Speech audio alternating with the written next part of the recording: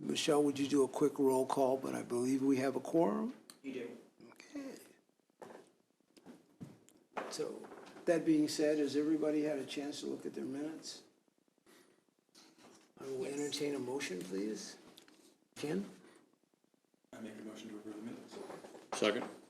It's been moved and properly seconded that we accept the minutes as they're presented. Rich, I'll start on your end. Here. Aye. Aye. Aye. Aye, it's unanimous. Okay. We've got 2 items of new business before us. And Bethany, if you're ready.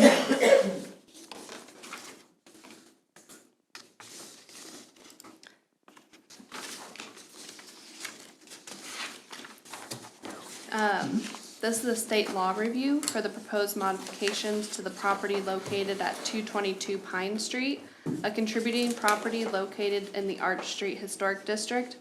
Under the Secretary of Interior standards for rehabilitation, the scope of work includes replacement of 11 windows. As I said, the property is located in the Arch Street Historic District, which was listed in the Register of Historic Kansas Places and National Register in 2002. It's a wood frame building, 2-story National Folk Style house. It's contributing to the district. The nomination notes that the front addition was a modification at some point, but retains original 4/2 wood windows.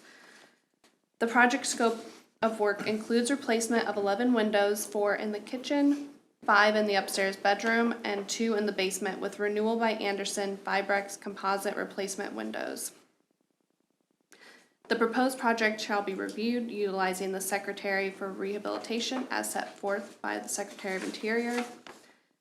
The property is not going to change use. As far as historic character, 11 of the original windows are proposed to be removed and replaced with renewal by Andersen Fibrex windows on all elevations except the south, which is the front facade. Each property shall be recognized as a physical record of its time, place, and use. Changes that create a false sense of historical development, such as adding conjectural features or architectural elements from other buildings, shall not be undertaken. Proposed windows 2 and 3, and I can bring up some pictures. Thank you. Proposed windows 202 and 203 on the north rear side are changing pairs of double hung windows with little to no light divisions to gliding windows that will simulate pair double hungs. The mutton pattern on the top sash will mimic 204, 101, and 102, and will be colonial, 3 wide by 2 high with full divided lights. There you go.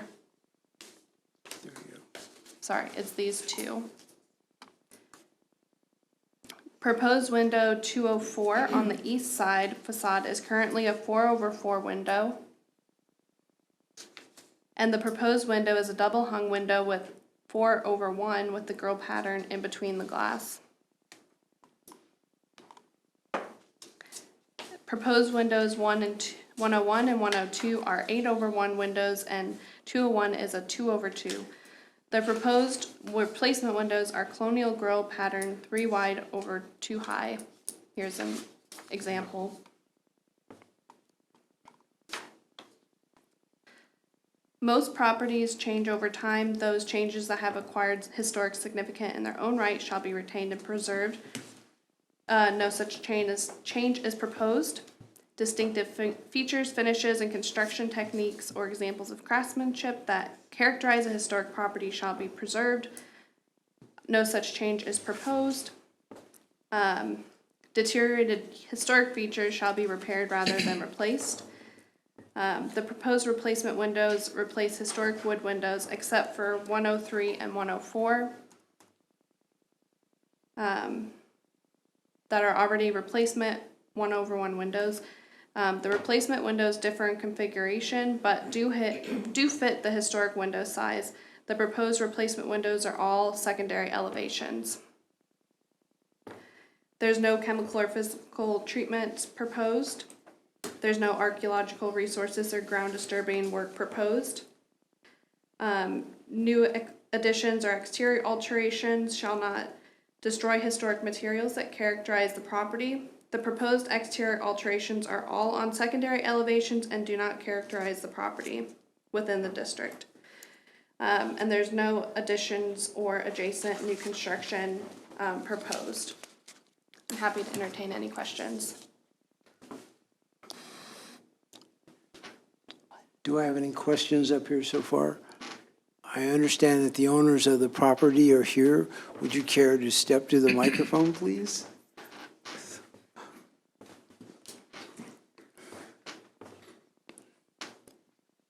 Would you go ahead and state your name for the rest of the folks here, please? My name is Joanne Soderlund. And Mark Sutherland. Thank you both for joining us. Does anybody have any concerns or considerations? What's your time frame on it? Just curious. After approval, hopefully this evening, we're looking at a September installation date. So hopefully by next winter, we won't be frozen anymore. We won't have to put up plastic The anymore. plexiglass on the back windows that keep the wind from blowing straight through them. That is not too bad. So it'll be an economical investment, yes? Okay. And then just for me, are do the windows going to have any kind of tent in them, or they just? There's going to be the standard Anderson energy tinting, I think, Okay. to cut down on just ambient radiation. And then we'll go from a single pane glass to the double pane with some kind of inert gas between the panes. Ken? No questions. No questions on this side either? Well, if there are no questions, do you have any other items you'd like to address to us? Okay. Please go ahead and have a seat. Thank you. Seeing any reason, I would entertain a motion. No. Any questions? No. I'll make a motion to determine that the proposed changes to 222 Pine Street do not damage or destroy the Art Street Historic District. I'll second it. Okay, so it's been moved and properly seconded that the improvement will not damage it at all. Actually, and it fits into the criteria of the area and maintains a historical significance. So, Rich, I'll start with you. Before we vote, do we need to ask if there's any audience? Yes, okay. I say corrected. That's why there's 4 brains up here, including mine. Well, no, it helps, really. I think of some stuff. So is there any audience support or non-support of the endeavor besides the persons that own the residence? Hearing none? Thank you, Rich, for making sure I'm right where I'm supposed to be. Then there's a motion on the floor. It's been moved and properly seconded, and we'll begin the vote on your end, Rich. Aye. Aye. Aye. Aye. Aye. So it is unanimous, and thank you very much for taking the time to come and give us this presentation. That means that late September, we'll probably go past your house as opposed to saying, doing a drive-by to look at the property pieces. Go out the alley, because this is all in the back.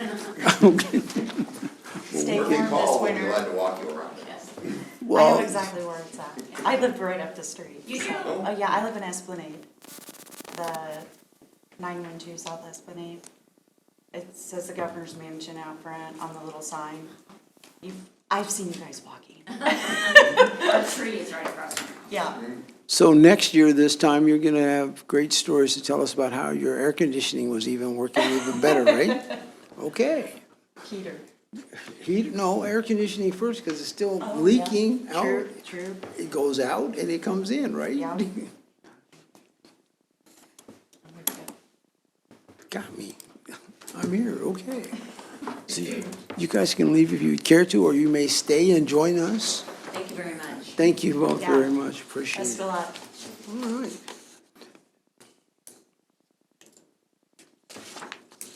Okay.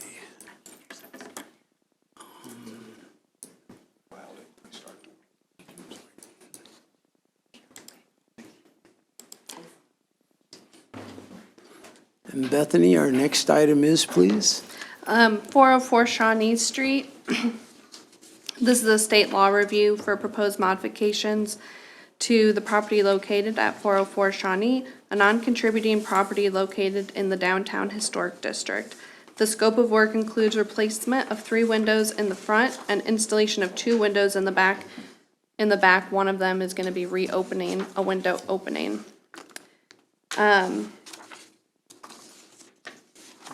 The nomination notes that the building has suffered irreversible alterations to its storefront and through the application of synthetic stucco. The only element that appears unaltered is the double-hung sash windows with 2/2 lights.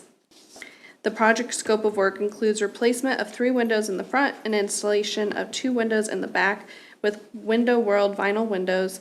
The 2 rear windows will be 1/1 double-hung windows, and the front will be 4/4 double-hung windows with a half-round 4-light window on the top, on top of the double-hung windows, as you can see in this image.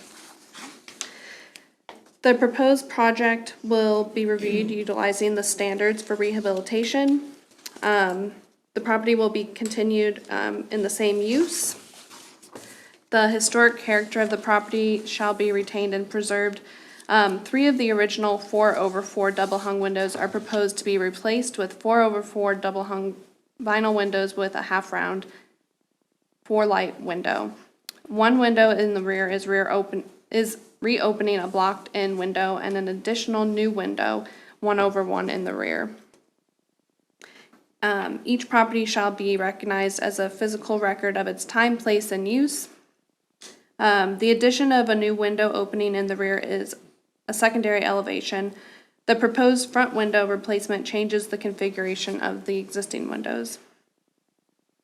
Most changes over time, most properties change over time. Those changes that have acquired historic significance in their own right shall be retained and preserved. No such change is proposed. Distinctive features, finishes, and construction techniques or examples of craftsmanship that characterize a historic property shall be preserved. The front 4/4 windows are the only remaining historic materials on the building. Deteriorated historic features shall be repaired rather than replaced. The proposed replacement windows reflect historic wood windows on the primary elevation.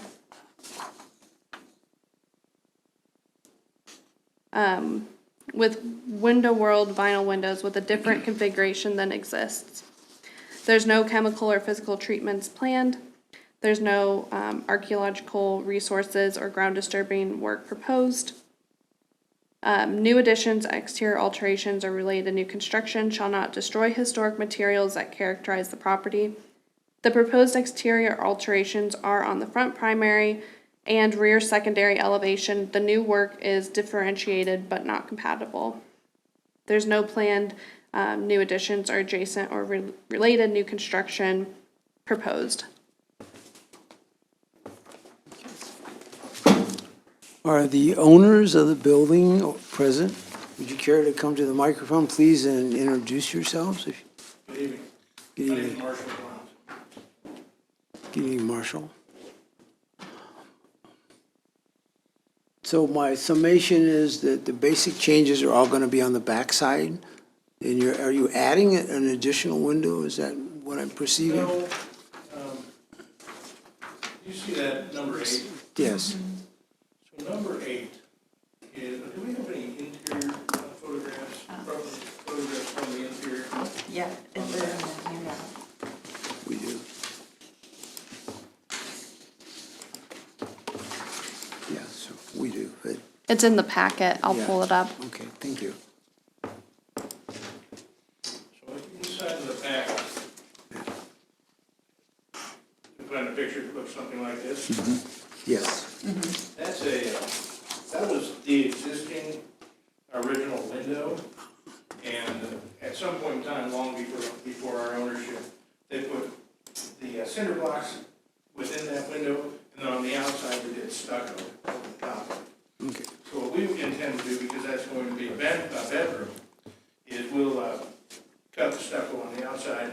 We'll remove the cinder block within that frame of the original window, and we'll do that with the replacement double hung window, so that we meet our egress requirements. There it is.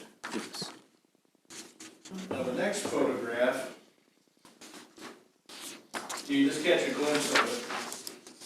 That's the same opening, but if you look just below that window, you'll see that they've blocked that in some, it's more like a regular sized brick. So what we'll do is we'll cut out all of that brick. And this window, which you see from the outside there, item number 8, that will be extended lower to match the window that's going there where number 7 is. Okay. So we'll match both of those windows and take them back to their original size and shape. So from what I can glean, the only thing is you're actually just simply restoring what was actually there I'll do that for sure. In the rear. in the rear. Thank you. Because I wasn't sure exactly why you had framed bricks, but now I know. See, that's why it's important when people come and help me understand what it is that they're trying to do. And since I have a couple acquaintances up here who have a lot of familiarity with renovating buildings, it always helps too. So, do we have any questions up here? No, my comment would be, I'm very grateful that you're restoring the windows in the front to their current 4/4.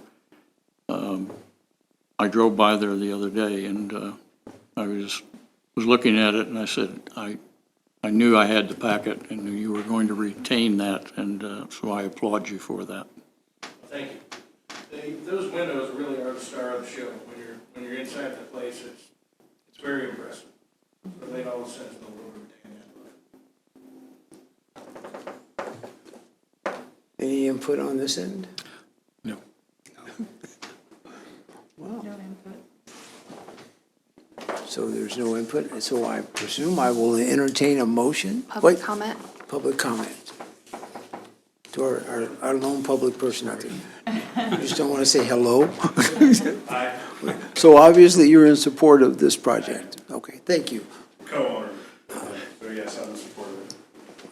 That's Just our one- public. One question, is this in addition to the changes that you brought forth earlier with respect to the floor plan? So the reason that we are here today is that as I was moving forward with the project, buying windows, finishing the work, it occurred to me that we hadn't approved or sought the approval of the rear-facing windows. Okay. So it's, for all intents and purposes, we're having the same discussion we had before about the front with the addition of the rear. Right. Okay. Appreciate the due diligence on our part. We do. Now, is this a portion, is this part of your entourage for this? No, Oh, okay. Which can be. Well, since I'm opening the public forum, I just wanted to make sure that we extended her an opportunity to make a comment if she so chose to. It's not required, you're just asking because you're in the room. Okay. So, hearing no other conversation or inquiries, I'm ready to entertain a motion. We need to close the public hearing. Thank you. We're now closing the public hearing. And thank you. Would you care to go have a seat, please? Thank you very much. I'll do a motion to determine that the proposed changes to 404 Shawnee Street do not damage or destroy the downtown historical district. Seconded. Okay, it's been moved and properly seconded that the changes will not damage the historical appearance or the district. I will begin the voting on your end, Rich. Aye. Aye. Aye. Aye. Aye. It is unanimous. So go forth and do good things. I think that's the right way to say that. So when I'm driving past the back of the building, coming out of the post office, I'll be looking for some changes. Do you guys have a projected start time on this? We're doing some work inside, and we just finished the fire suppression system and some of the plumbing work, and we're kind of on hold until the winter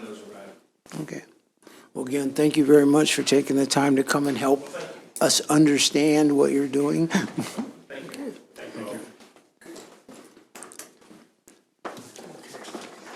And I believe the only other items on here are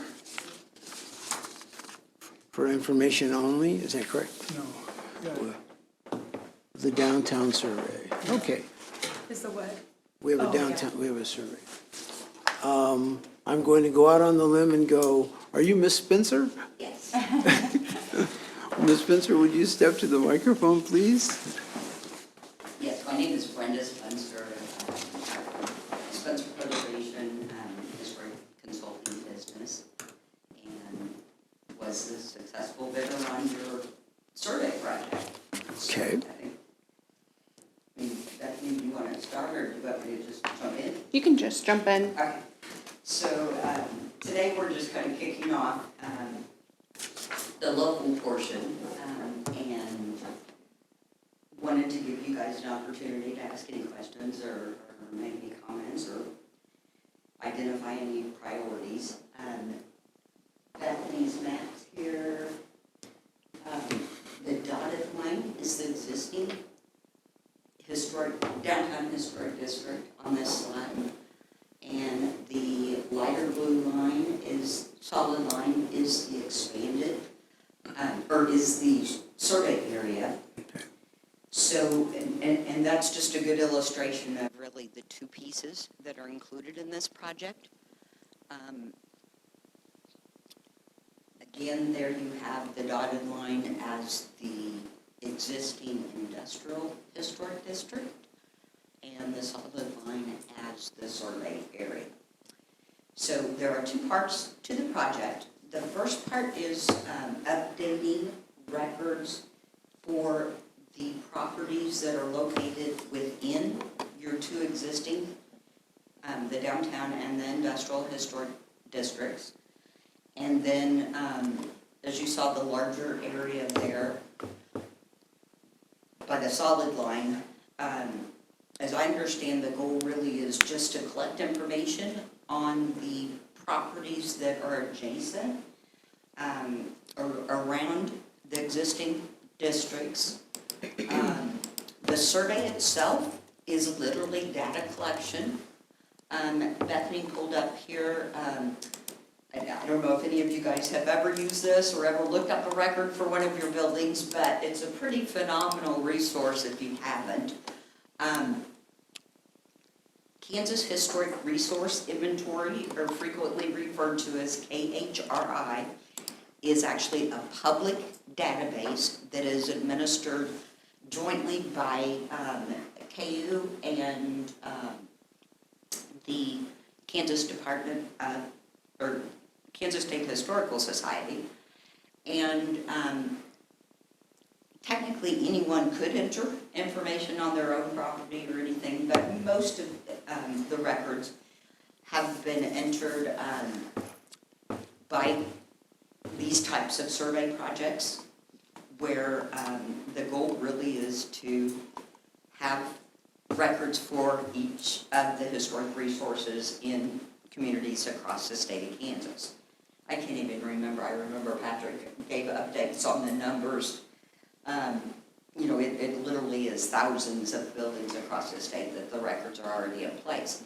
And you can sort those records by almost any thing.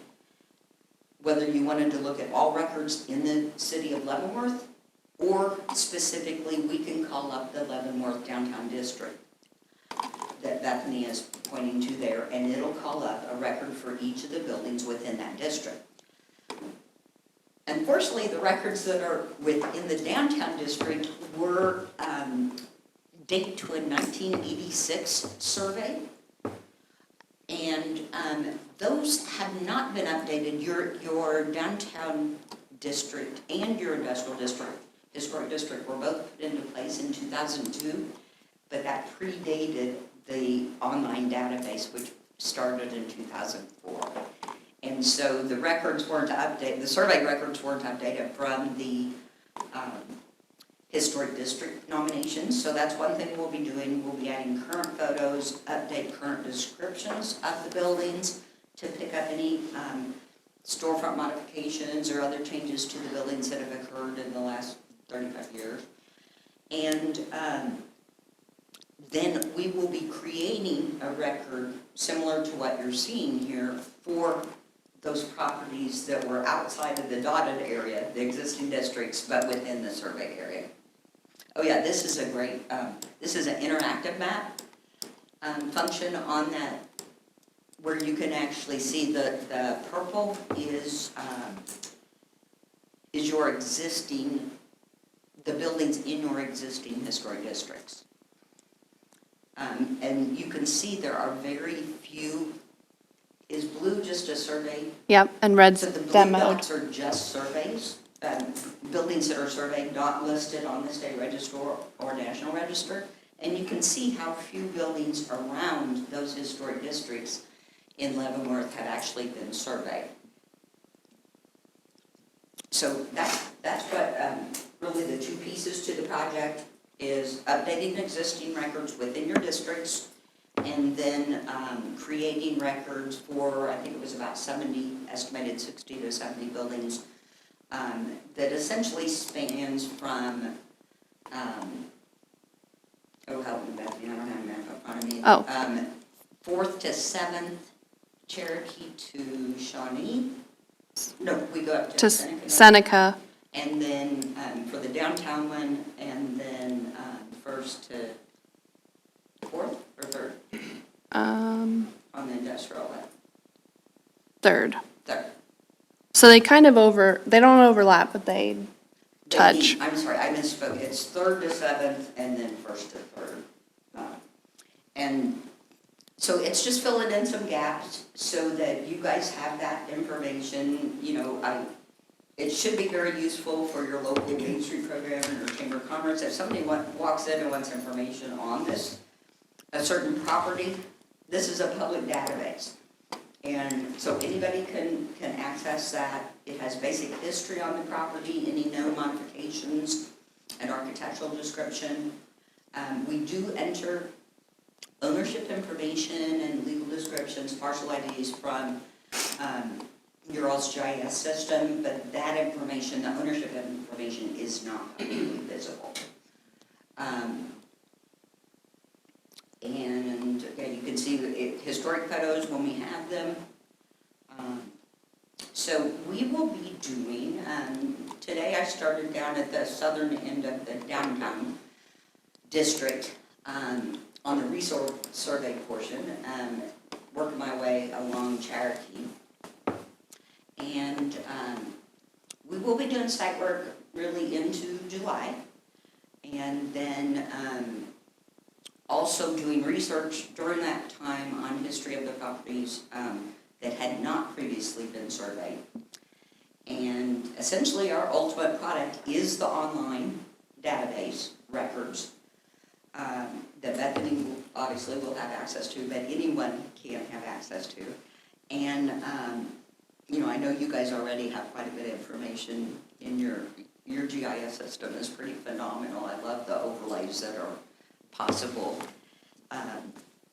overlaying the sample maps and some of the historic aerial views are pretty cool. But this provides some additional specific information to individual buildings. Then when we complete all of the surveys and upload everything to the online system, the State Historical Society and Bethany will be reviewing and approving those. And after they're approved by the State Historical Society, then they are visible to the public. And then we will be analyzing that data that we've collected, you know, generally in the areas around the two districts, and make any recommendations in terms of, I'm going to back up first. The one thing I did not mention in terms of updating the two existing districts, the period of significance for the downtown district was defined as 1865 to 1945. And believe it or not, in 2023, we are now up to 1973, being buildings built in 73 or earlier. 50 years old, and therefore could be considered contributors to the district. And there were a few 60s buildings within the district that were just identified as non-contributors due to their dates of construction. So we will look at those. You know, they may have been modified otherwise that they wouldn't be eligible. But if there are some that their contributing status could change primarily due to dates of construction, then we will let you know that and recommend those changes be made. And then in terms of the buildings surveyed outside of the existing districts, we will identify any historic resources that maintain a high level of integrity that you might want to consider expanding your district at some point or expanding your boundaries of the districts, either the industrial or the downtown one.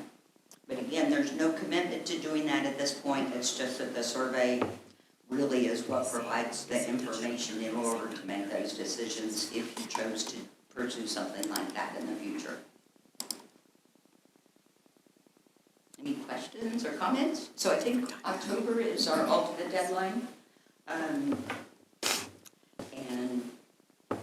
we're kicking off today, so. Obviously, you've collected a lot of data from all kinds of other sources to this point. How much more data is actually going to be required from you? Or what are you actually looking to get as far as more information? On the existing resources, the commitment we've made in your, that was outlined in your RFP is current photos. I mean, the existing photos are at least 20 years old. Some of them are 35 years old or 40 years old.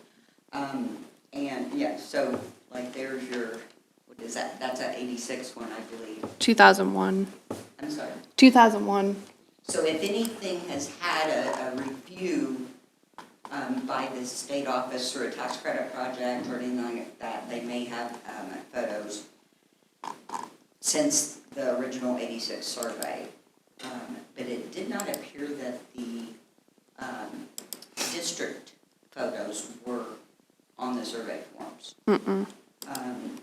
Like this one's from the 86 survey. Most of them were 86 that I mean, just randomly pulled some up. So updating photographs with current day photos. And again, we won't replace what's there. We will add to updating physical descriptions. And then if there's been changes in ownership. So we're not doing a lot of additional research. We did commit to going ahead and bringing history up to 1975 in case. So basically, because that district nomination stopped in 45 with the period of significance, we'll pick up another 30 years of, businesses that were located in those buildings, primarily using city directories. And then on the ones outside the district, we're basically starting from scratch because most of those don't have any type of surveys in place. So your final results, will that be in the repository of Bethany, your office, or? And we'll have a copy of the report and the surveys, but it'll be on the publicly accessible KHRI, right, what I have up.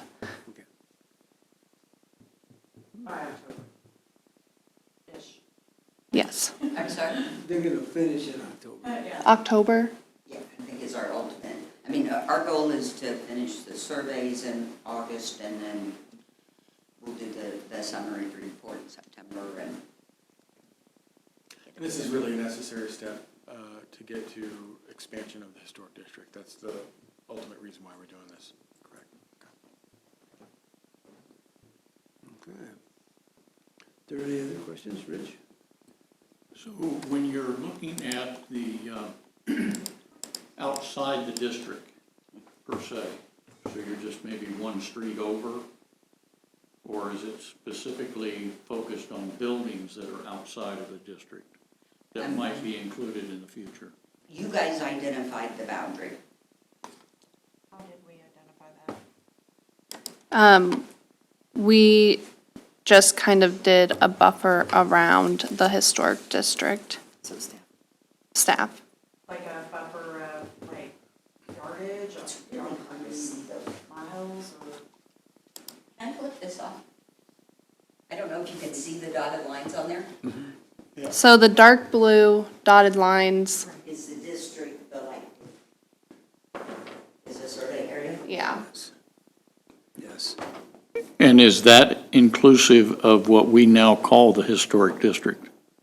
The historic No. district is the dotted lines. Okay. And so the survey area is looking to collect areas around the districts in the downtown area. So that's what you're calling the buffer, Yeah. okay? Okay. And also keeping costs within budget. Oh, okay. I knew there was some other parameters there, yeah.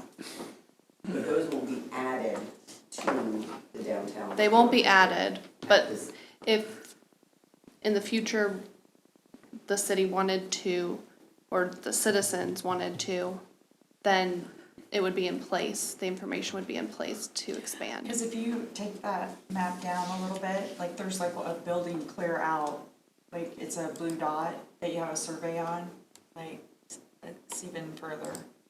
You see it way out, I think it's even further out on the left, like it's way out there. So I was just wondering why, maybe it's a significant construction, I don't know. I saw it on the original one that you had.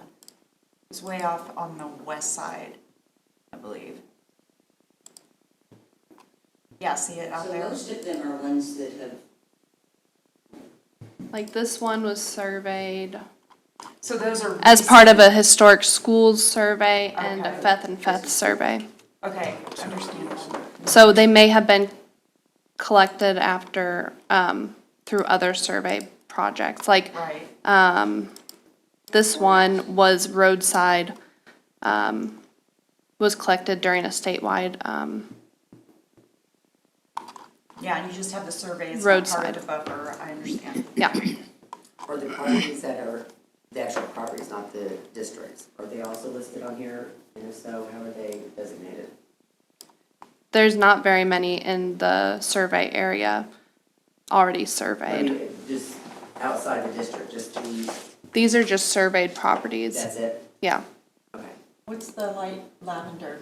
This is, light lavender is contributing, with the X is non-contributing, and the purple X, or purple pluses are National Registered District or individual. Light is state register only, red is demolished. So the lavender could be houses, like non-contributing. In, like, let's look at a residential district, like Esplanade. Yeah, This is a non-contributing house, Gotcha. probably because of the secondary siding. oh, I see. This Okay. one is a contributor. So the district is the box. And Oh, okay. these are all properties. And the plus with what? The plus is the district itself. Got it. And this is like a state register only house, so. Oh, nice, okay, not so really. that house may have utilized, state historic tax credits and pursued an individual listing for their house. And I know that that's some of the blue boxes Yeah, on other buildings. like the landing, Yeah, projects that on their own, they were within a district, so they hired somebody to do a nomination for their individual building so that they would be eligible for, state or federal historic tax credit. Tax credits. So the one that she clicked on Potawatomi, that's Giles. Remember Ricky Giles? Yeah. Came Yes. in several times, that's that half right there. and then you've got a couple outliers that have recently been listed that are housing, the developer got the property listed for tax credits. This would be a really nice database, when it says, I didn't even know it existed, so thank you for bringing that to light. And, I do a lot of hiking and stuff, and so you can always do like maps, topical maps, and this is nice that you can do like maps on top of the maps to kind of like search by that.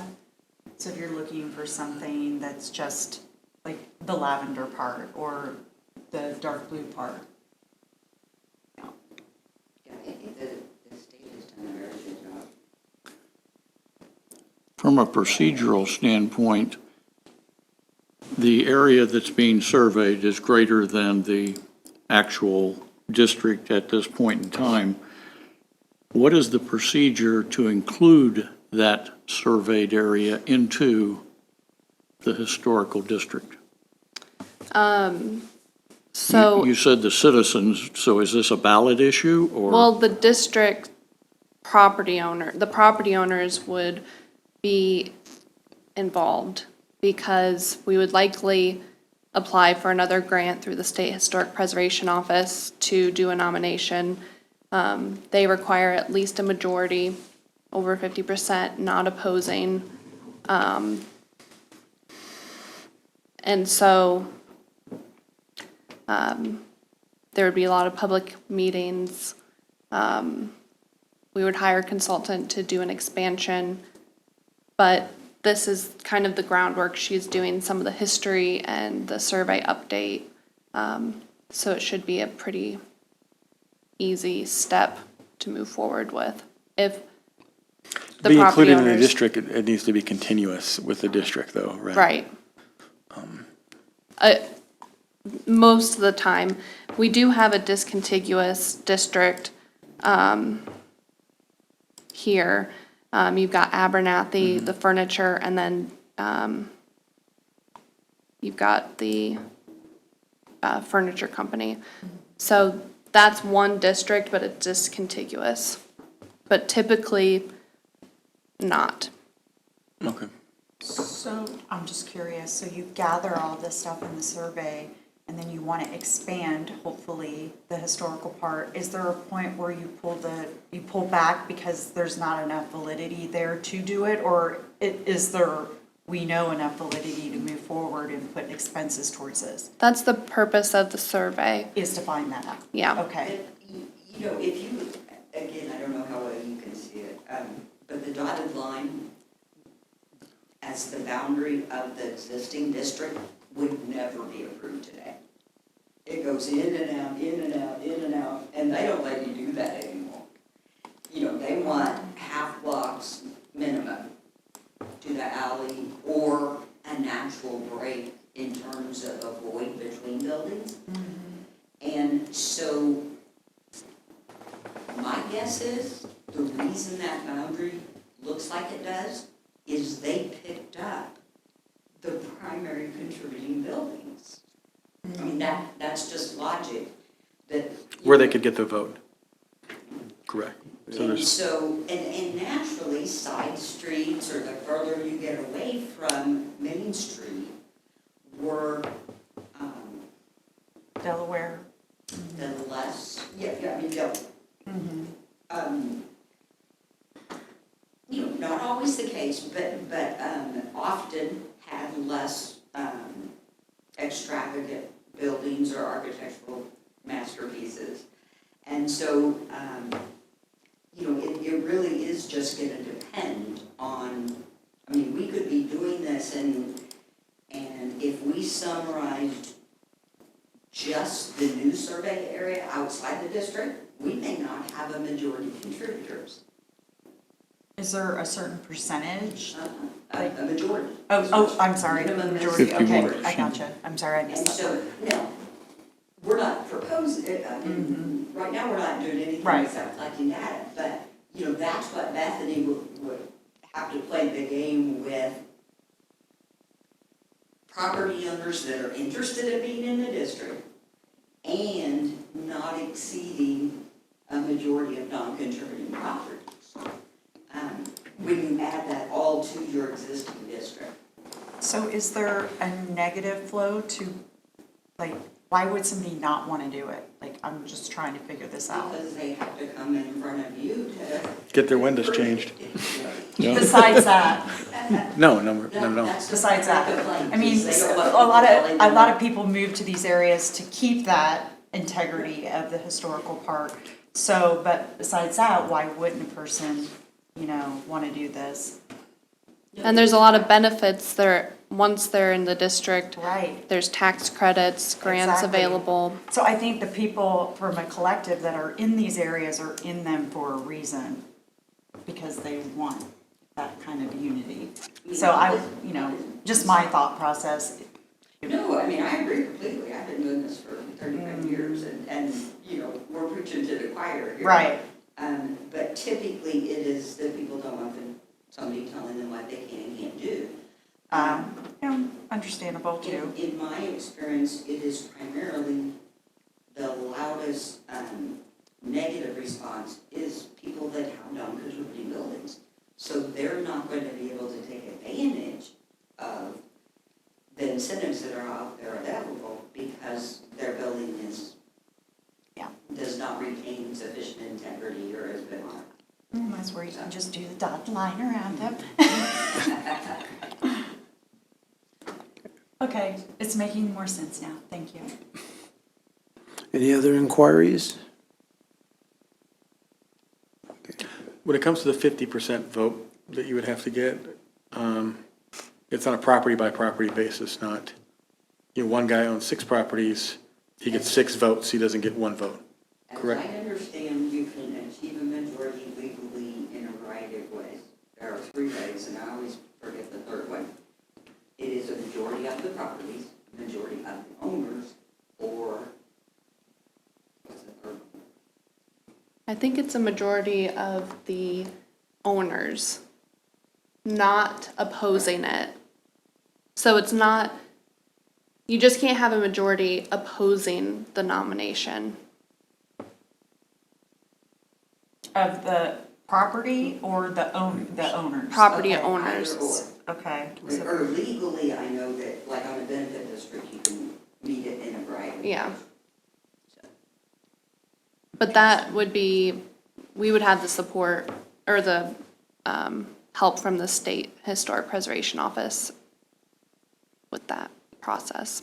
And we would be holding public meetings. But again, right now, we're just doing the survey collection. And with us being the first city of Kansas, I mean, this is kind of like, the state would probably be more invested to want to support us in this. Well, we'd apply for a grant, and because we're a certified local government, that gives us priority when we're applying for grants. Okay. I mean, that's helping us do this survey too. Right, I was wondering where all that was. So is the state underwriting this, or is the city underwriting the survey being done? It's primarily the state Okay. through federal pass-through grants. Okay. Any other inquiries? No, and I'm sure that you've probably worked really hard to find these grants, and so thank you. I imagine that it's been a tough haul on that. So for us, Bethany, this is just an informational piece. Okay. Correct. Yep, Just wanna there's make no sure I'm action clear needed. on that. Thank you. Okay, Thank you very much. thank Yeah, you. thank very you. much. Okay. And that is our final item, is that correct? And with the usual, before I ask the question, if we're ready, I'm entertaining a motion to close for the evening. Again, thank you to the staff. It's your incredible attention to detail makes it a little bit easier for us, I think. So with that, I'll entertain a motion for our meeting to come to a close. So moved. I'm sorry, don't put that in the notes. So for Michelle's benefit, I think that was Rich and Mr. Otto at the same time. So one's a second and one's in motion. Yes, okay. So which one would care to be the motion? You gonna be the motion? Okay. The motion is over here, the second is over here. It's been moved and properly seconded that we conclude our business for the evening and dismiss. I'll start on your end, Ken. Aye. Aye. Aye. Aye. Aye. And the Thank- lights are